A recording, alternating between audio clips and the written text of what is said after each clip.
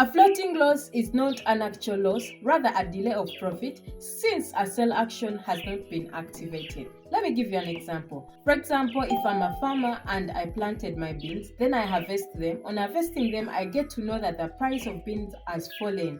And then for me, I want to sell at a high price. Do you know what I do? I'm going to keep them in the store. I still have my beans in the store, and when the prices rise again, I can sell my beans and get my profits back.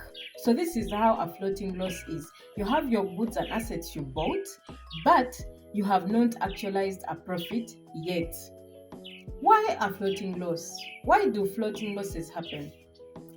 USDT fluctuation, that is the number one reason. If you're a trader, you realize that the price of USDT is not the same all the time. For example, if I'm a Ugandan trader, you will find that sometimes the USDT is at 3,700, then the other days we find it at 3,600. So as it keeps on fluctuating, the markets also keep changing. Number two, change in the trends of the market. For example, if I bought at an uptrend and then the prices start going down, obviously I have to go in a floating loss because I bought at a very high price. So since the markets are dumping, my prices on my goods will also dump in price. But remember, I still have the goods I bought. But do you know that a floating loss can turn out to be a floating profit? Yes, that is why sometimes your bot does not sell even when you see it in profit, because it is a floating profit.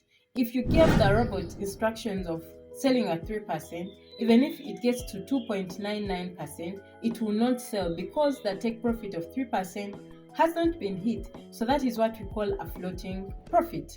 Even when the floating loss causes us to delay in the market, do you know it has benefits? It has a lot of benefits. Number one, it brings us to do what we call dollar cost averaging, because dollar cost averaging is the act of buying at a lower price each time the prices keep dipping. So you're going to keep buying this asset at lower prices, and guess what? Lower prices, more profit. Because if I buy a sack of maize at 10,000 and I sell it at 20,000 when there is high need, do you know that I'm making more profit than people that sold when it was 10,000? And then it gives us the chance to manage our risk effectively. Because if you compare with manual trading, where sometimes if your stop loss is hit, you're out of the market, with a floating loss in robotic trading, you still have your assets no matter how much it dips, unless it is delisted.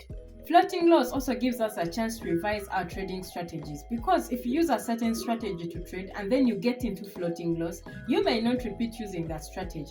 Alternatively, you may drive it. Thus, it is giving us an opportunity to revise our trading strategies. Since it's not a finalized loss, floating loss gives us the comfort that we still have our asset value, and also gives us a chance to monitor our assets and know what coins perform better. And then it gives us a chance to rebalance our portfolio through buying more. This is why they encourage us to use margin calls while trading using the royalq software, because it gives us a chance to rebalance our portfolio and see which assets we need to buy more at a lower price. So if you're one of those people that have been perturbed and disturbed by floating losses happening to you, my dear, my sister, just get more capital and buy more assets, because it is a chance for you to buy more at a cheaper price, so that when that coin starts regaining its value, you'll be making more profit than the people that bought and slept off. Do not fear floating loss. It is a way for us to make more money from the crypto market space.